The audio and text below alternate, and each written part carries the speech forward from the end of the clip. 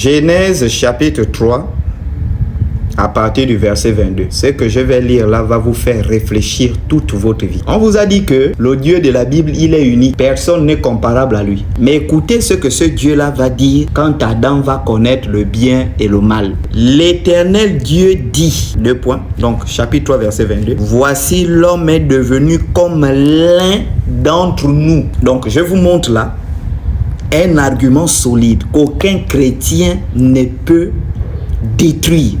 Voilà, le monsieur que vous voyez là, lui croit qu'il peut renverser l'évangile de Christ, il peut renverser la doctrine de Christ en disant des propos qui sont même pas valables. Il dit que non, voici l'homme est devenu comme l'homme de Dieu. D'abord, on a dit le mot comme. Le mot comme, explication. Le mot comme, c'est, selon la langue française, comme, c'est l'adverbe de comparaison.